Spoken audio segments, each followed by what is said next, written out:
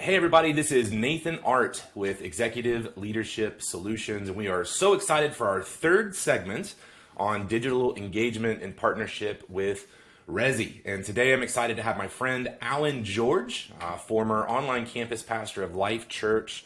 I've had the privilege of knowing Alan now for a couple years and just seeing all of the wonderful things that God not only has done in his ministry at Life.Church, but since that time. And Alan, I've known you for a while, and I know that you are the personification of what pastoral ministry looks like online. And so we're so excited to really dive into that with you today. Before we go too far, tell us a little bit about you. Thanks, Nathan. You are way too kind with the introduction, but it's been so cool to see how God has brought our paths to cross a few years back when we talked, just the passion we have for the global church. Just like, I love that. I love these conversations. So a little bit about me. I'm originally from India, was raised for the most part in the Middle East, grew up in a Christian home, moved here to the US in 2004. I was a pastor's kid, ran away from God. God brought me back to him, made a decision. God, I'll do whatever you want. Knew I would be involved in ministry of some kind, but I actually stepped into full-time ministry with my church, Life.Church. That was in 2010.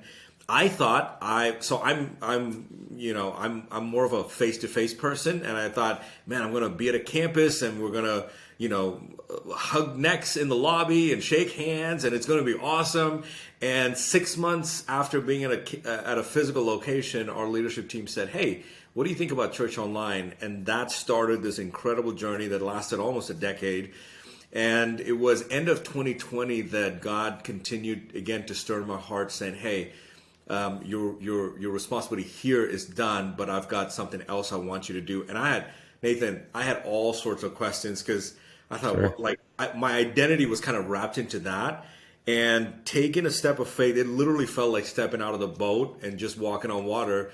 And it started with meeting you, and we talked about just our passion to see churches. And because obviously at that time during 2020 and all that, everyone's wondering, what do we do? Are people coming back? What's this digital thing? Is it even real church? Would this work? And so the opportunity to connect with churches and pastors, like pretty much all over the country, and meet with them, that's been incredible. So that's what I've been doing for the last 2 years. We've been partnering together to work with pastors and church leaders and just help them think beyond their current model and beyond their current structure, because pastors care for their communities. And when you hear their heart about, like in my conversations, they say, Alan, we want to reach our people, but what should we do? Does this online thing even work? Is this real? And so you see their desire. They want to reach people. And so it's been incredible getting to come alongside them and partner with them and walk with them and say, yes, here's what God's doing. And here are the different things we can try. And we don't have to be like, so-and-so church. We can be who God's created us to be. So long version of my intro, but it's been such an incredible ride to be a part of what God's doing, especially in the tech space and digital space with relation to ministry. So, Well, you mentioned this word a few times, the word real. And I would like to maybe just kind of pause and just sit on that for a minute, because I think that's one of the biggest challenges, Alan, that pastors are walking through, is that real church happens on 9 a.m. and 11 a.m. on Sunday morning inside of a building.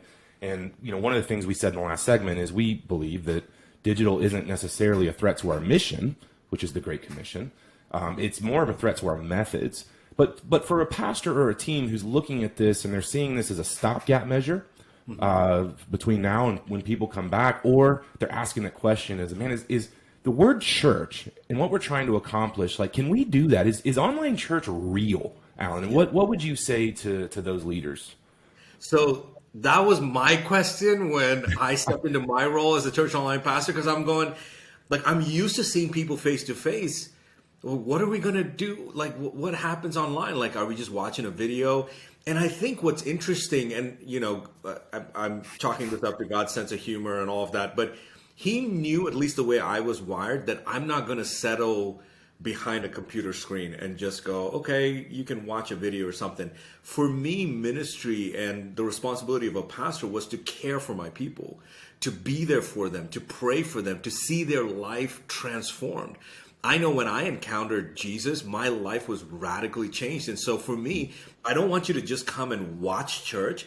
In fact, I'll say this too, Nathan. I attend a larger church. I wouldn't want anyone, even in my physical location, to just, pull up into the parking lot, walk into the building, sit down, watch a message. We're a multi-site church, so watch a message, not talk to anyone. I mean, basic, like high five your neighbor and sit down. Like, we'll do that, and then walk out. Like, that is as bad as going online and just watching a video and then turning that off and sitting back down. So for me, it's not just about digital or physical. It's about when we are inviting people into a relationship with Christ, are we creating opportunities for teaching, but are we also creating opportunities for relationships? Are we creating opportunities for them to grow in their walk with Christ? So whether it's online or in person, I think that's what we need to drive towards. Now, are there pros and cons to physical and digital? Absolutely. But instead of worrying about how this is all going to figure out, I think when I started, I did have those same questions. Is this real? What I found out is, like, this was a wake-up call, and maybe this is not for pastors who are listening to this, but for me it was. It kind of caught me off guard. It was like, oh, so God is not limited by the internet, and he's not limited. I mean, because that's what I was like, God, how can you work online? I mean, I know you work in a building because you know how to do that, but can you actually work online? Like, can you actually change someone's heart online? Can they hear a message? Can they get an encouraging word? Can someone pray for someone and their life really be impacted? God, surely that's above your pay grade. Well, no, it isn't, because every day, Nathan, we saw and I'm not saying like every day it was like radical transformation. Maybe it was someone saying, you know what, I had a hard day, but I heard an encouraging word, and that gave me what I needed for today. And that's okay, because the role we're playing is we're being the hands and feet of Christ. And so if we can be available and meet people where they're at, and I think this is what I love about technology. I'm not waiting for them to come to me every weekend. I'm meeting them where they're at. And so for me, this conversation is real. You and I, when we met first, we talked multiple times on the phone. We talked multiple times on video. And then we met in person. So I'm not saying in person doesn't matter. I'm saying let's do whatever we can. If all we've got is online, let's do that well. If we can get them to come in person, let's do that well. Like, let's do anything short of sin to reach people who don't know Christ. Well, I love that, and what you're speaking to, and please feel free to really dive into this. But another misconception is that online is really just intended for broadcast, and it's just putting a Sunday morning service online and people watching. But one of the other challenges or challenging questions that leaders are asking is, is it possible to create real community and real engagement? And you, again, not just at Life.Church, but in the time since, as you're working with all these churches around the country, you're seeing this happen. So talk to us a little bit about what that looks like and how we can use digital to create two-way and not one-way conversations. Yeah, and I mean, this is a complex topic, because the other tension that some pastors and leaders have is, if my online service or my content or this experience is really engaging, will that stop people from coming into my building? And there's all sorts of things like that. So it's like, which came first, the chicken or the egg? If I have a really incredible service, would that keep people away? But if I don't have an incredible service, they're never even going to engage with us online. So it's like, what do we do? My experience in my role as a church online pastor at Life.Church, over the period of 10 years, I had the opportunity to go travel and meet different people from our communities, like all over the world. And you and I've shared this with you, Nathan. The number one question I get every single time is, hey, is Life.Church coming here? Is that why you're here? And my response has always been, no, I'm coming because Life.Church is already here. Like, you are here. You are the church. The church is not a building. And so my thoughts around that is, can you use online just for broadcast? Sure. If you as a church, that's where you're at and that's all you've got the capacity to do right now, then do that. Do something. but I want to say like the threshold to make it engaging is not that high. Okay. We think like, oh my gosh, I've got to hire like 15, 20 people. We When I started, we were like 2 or 3 people on staff, and I know that that might seem large for some people, but majority of it was done through our volunteers.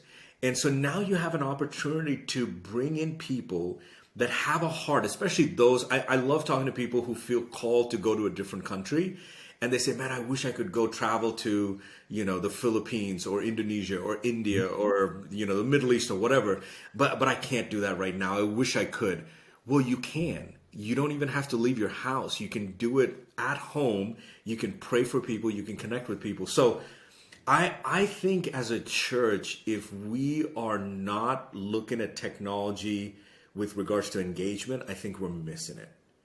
I think broadcast and that whole concept of I'm just going to put my messages online and hopefully it'll bless people. Like, yes, I think that was a pre-COVID strategy. I think the world we're living in right now, people are used to living in both spaces. They're used to shopping online and returning their, whatever they purchased in a store. That they don't view that as different. They don't view that as my online life and my in-person life. We in the church world, we tend to, draw lines and go like, oh, this is my online audience and this is my in-person. No, these are our people. In fact, I'll say this too. And I'm sorry if I'm rambling, but all these thoughts are running through my mind. If you do not have an online ministry and all you have are in-person services, I believe you still have to have a digital strategy. Because the person that's walking in your physical door lives online. They're coming to us only 1 hour a week, maybe 2 hours a week. Where do you think they are the rest of their time? I mean, I just dropped my youngest daughter. She's in elementary school, and the parent pickup drop-off line is like stupid long. Like, it's crazy. What do?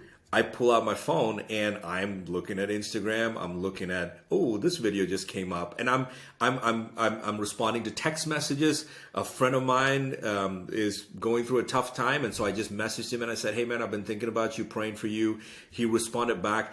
I was on my phone while I was sitting in the line waiting for my daughter. Why can't we as the church be present where our people are? That's what I hope pastors would begin to see, where they could see the opportunity. We don't have to just wait for them to come to us. We can meet them right where they're at. Yeah, I want to hang out on that conversation, which, by the way, I want to mention this too, the question of, can we create meaningful relationships and engagement online?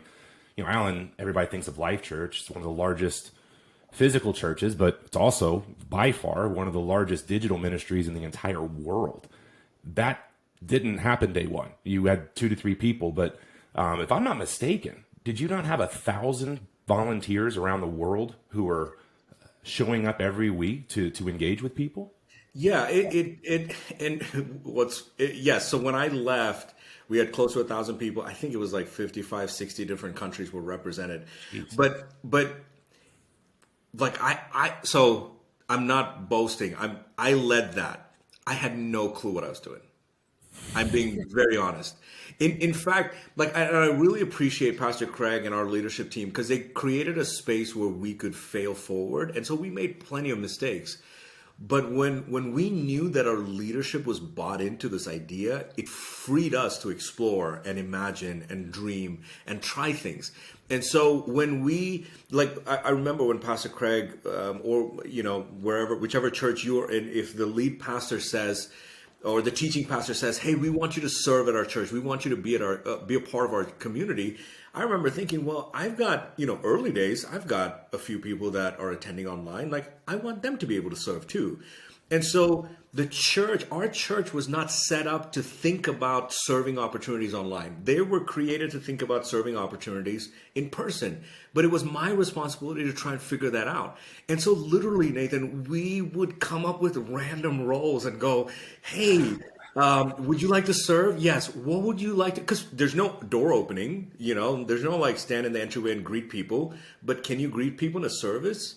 I think you can. like, should I give you permissions? Like, what if I don't? And maybe just like, why don't you just like start greeting as yourself, you know? And we just experimented and tried, which then led to small groups, and which then led to, here's another example.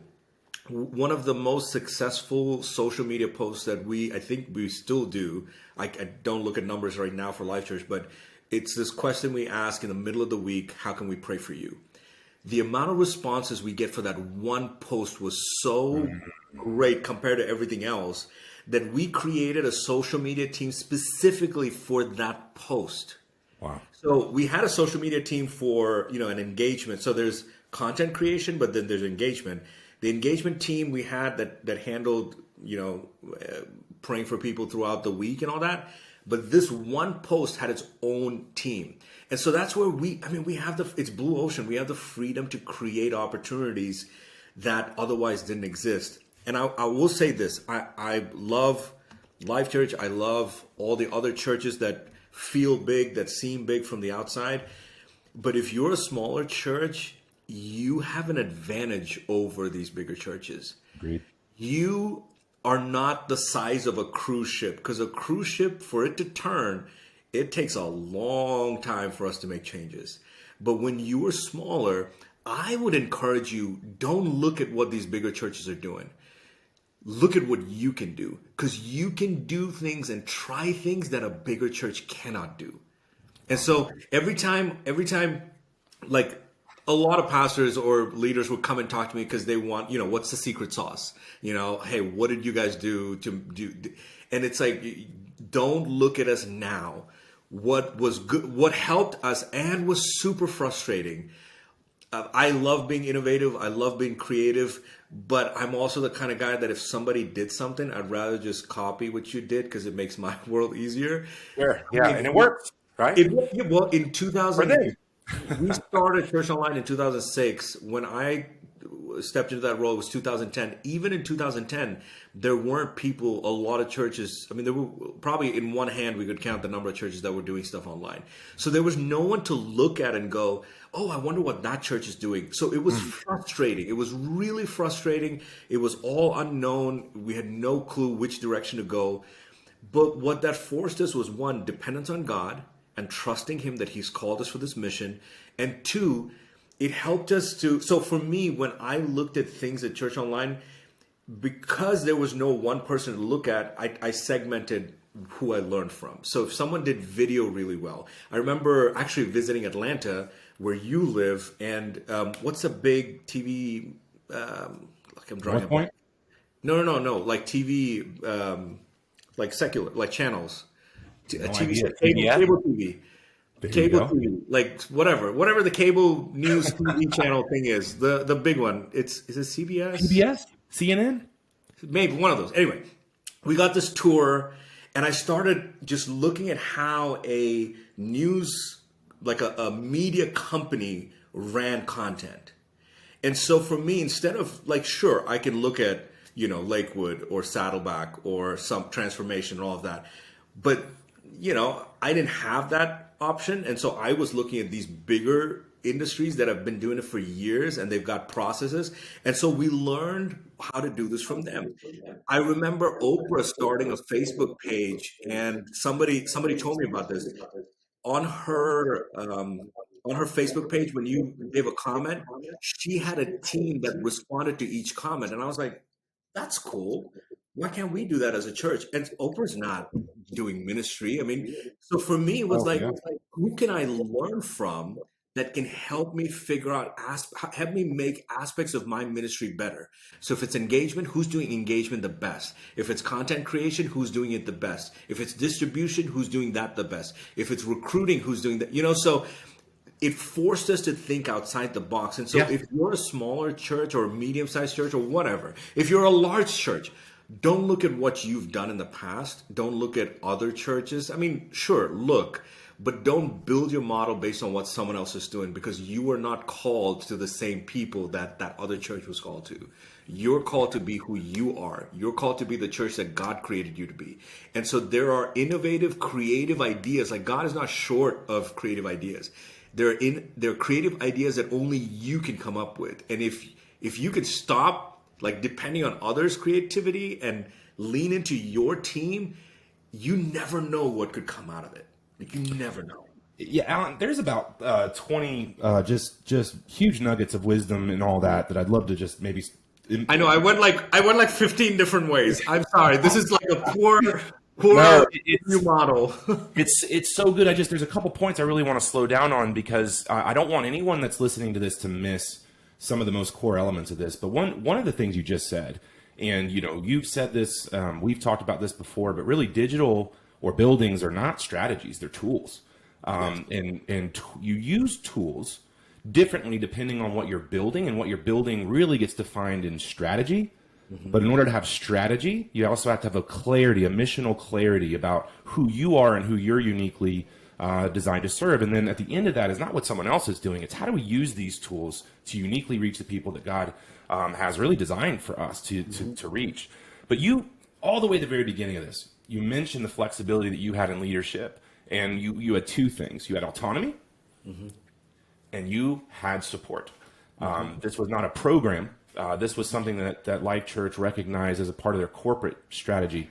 I'm setting you up for this here. But what's one of the biggest challenges? You're working with all these churches around the country. I mean, what is one of the biggest challenges from a leadership perspective and guys that were in your seat that they're dealing with right now in the relationship between them and their leadership? Yeah. It's that like one of the main things that I hear from a church online pastor, church online director, someone in that role. It's that, man, I don't know if my lead pastor believes in this, and I don't know if my lead pastor believes in me. Like, I don't know, it just feels, I feel alone. I feel like I'm kind of on this island. And what's interesting is when you talk to, because I mainly talk to lead pastors, when I'm talking to them, they say the exact same thing. They're like, man, I don't know if our team believes in this. I don't know if I've got what it takes to take it to the next level. And I think we're all in the same boat. Like, I know when COVID hit us at Life.Church, I mean, just like every other church on earth, even though we'd been doing it for like 15 years or whatever, we've never experienced all of our locations shutting down. It was brand new. We had no clue. We had to figure it out as we were going.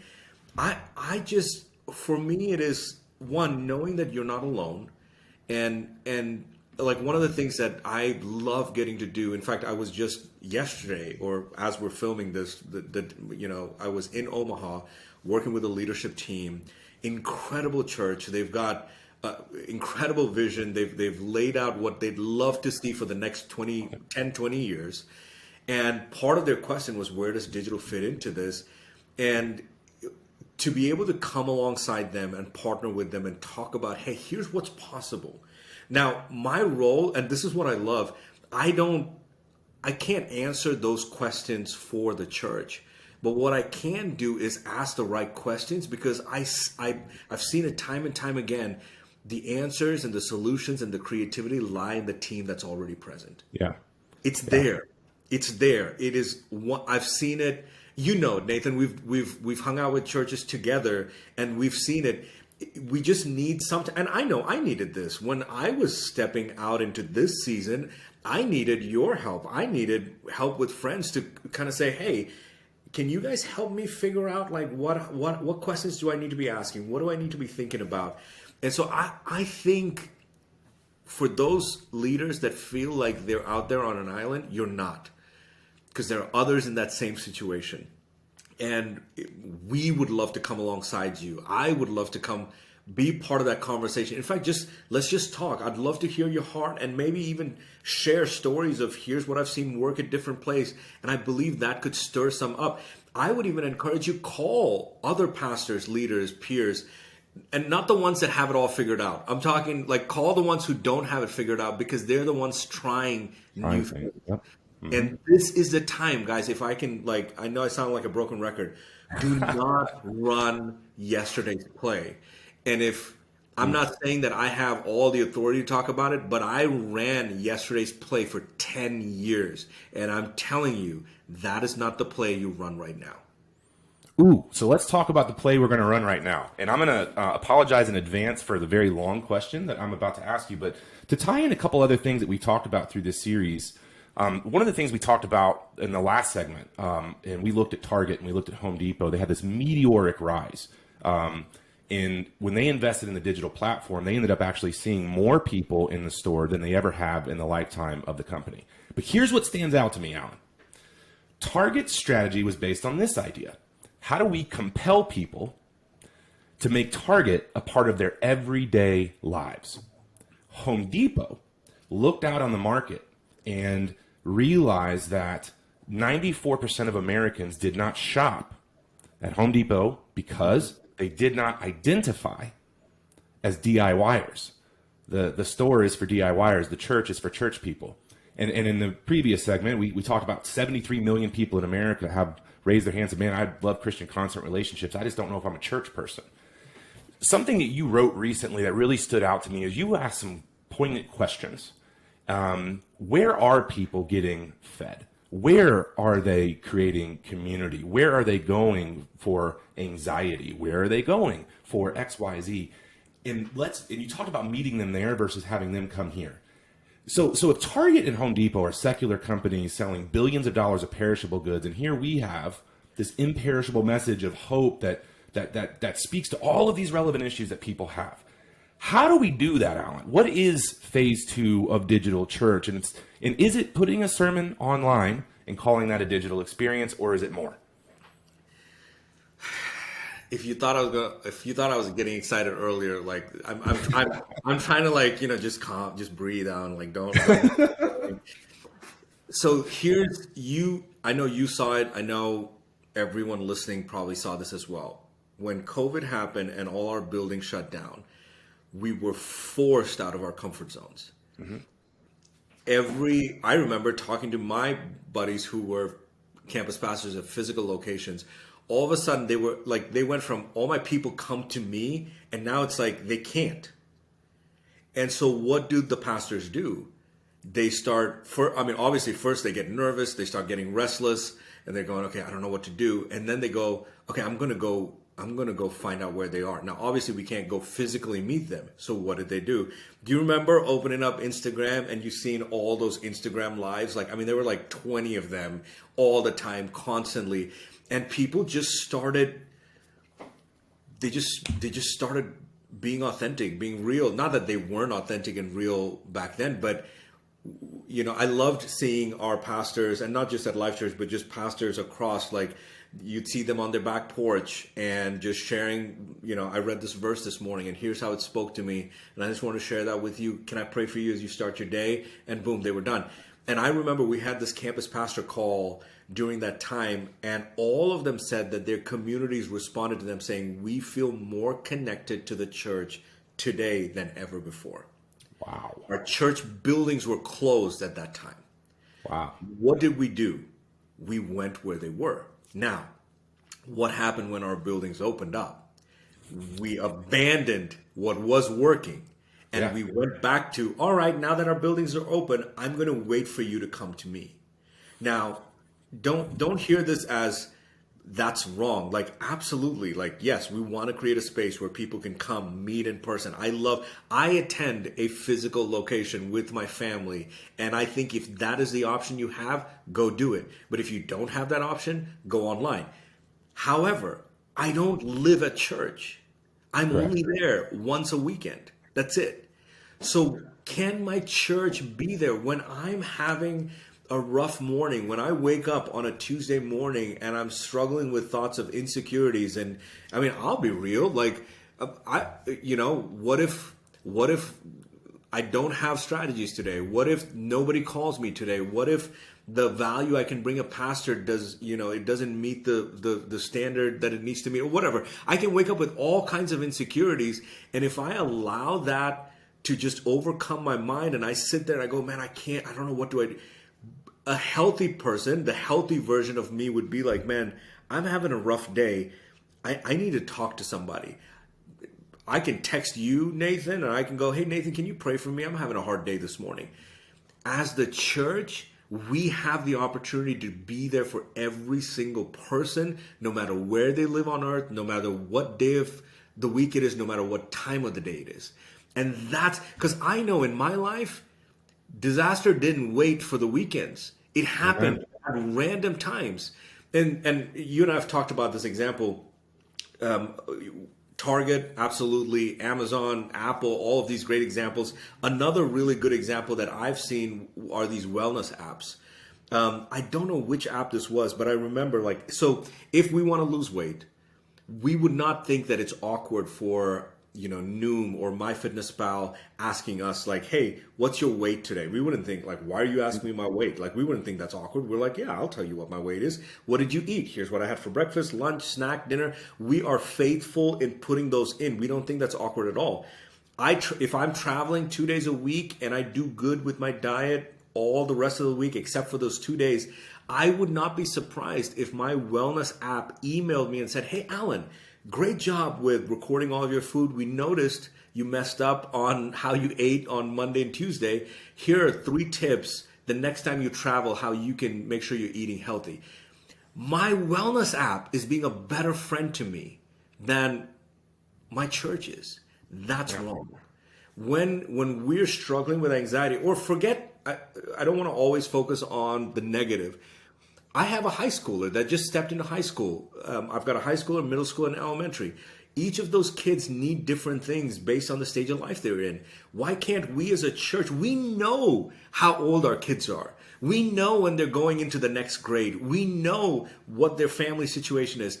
What if we were intuitive and intentional every time they go to the next grade saying, hey, your kid is this is how old they are. Here's some of the questions that they'll be dealing with. In fact, my school, the school that my kids attend, we got an email from a public school saying, here are some questions and some things. This is how your child's body is changing. Here are some things that you need to know. And they prepared me as a father to handle those conversations.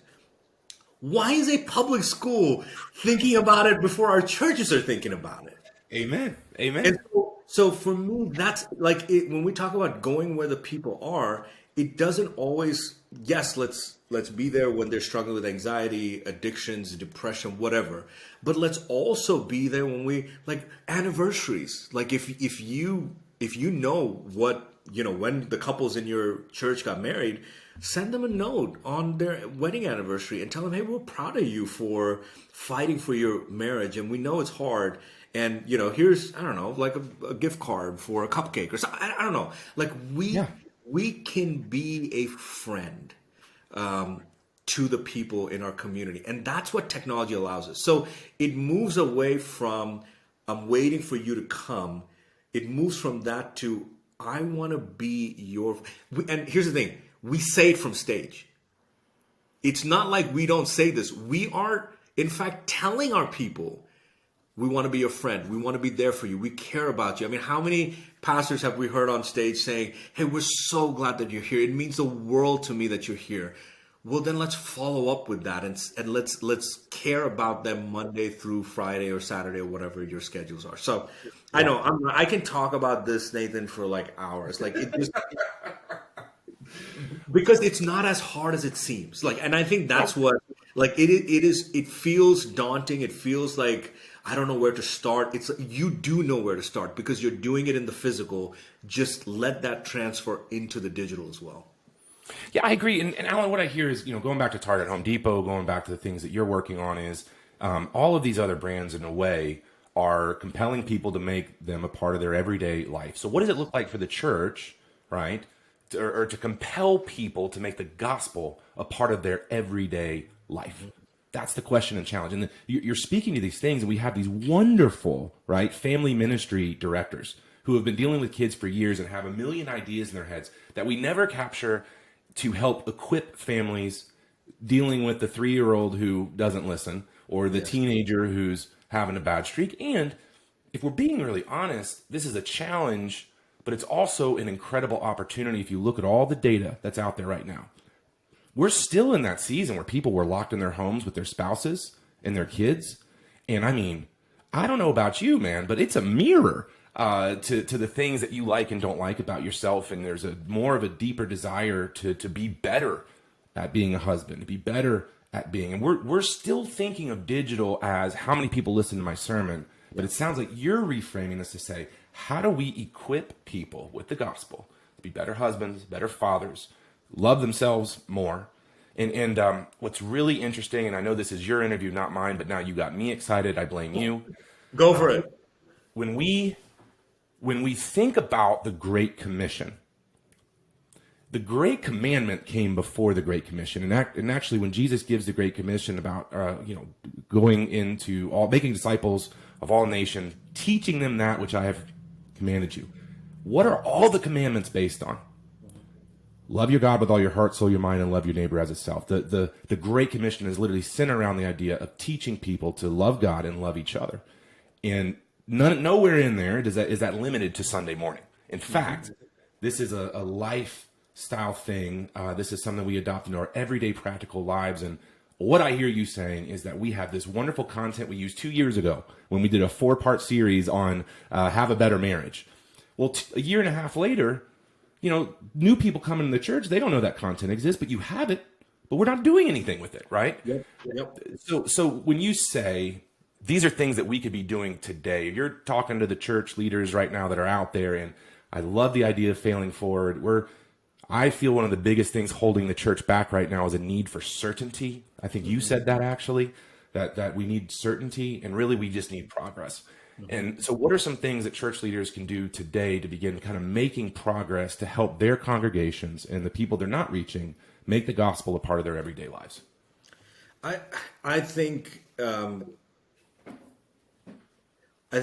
simple next step, because I don't want to downplay that feeling of being stuck. I've been there, we've all been there, and it can be very frustrating. And so I think if that's you and you feel like you're stuck in the sense where either, hey, we're not growing and we feel stuck, or, we are growing and I don't know what next step to take, we feel stuck. Like either way, if you feel stuck, like I'd be happy to talk to you. I think there's so much that when you get an outside perspective, it really helps to see things a little bit more clearly. I know when we, every year we did this, when I was leading my team, I found like early years, I would try and facilitate the conversation of, okay, where are we going for the year? What are our goals? And it was so frustrating because I wanted to think rather than facilitate. And it was hard because I was facilitating and I couldn't think and be a part of the conversation. And so early on, I learned from other teams that were doing this, hey, invite somebody to come in and let them facilitate the conversation so that I can be a part of that. So I think there's value in that, to where you kind of get out of that facilitating seat and take the pressure off of you trying to figure all this out and go, let me be a part of the conversation. Let me invite somebody else to facilitate this, help us as a team to talk about it, identify like, who are we? And I think it's not like, let's just have a purpose statement or a mission statement and we're done. Is that mission statement true? Is it really who we are today?